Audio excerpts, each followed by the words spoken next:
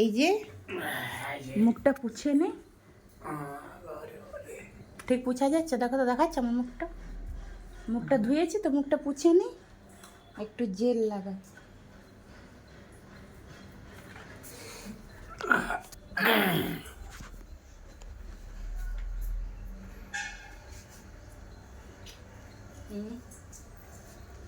এবার হয়ে গেছে।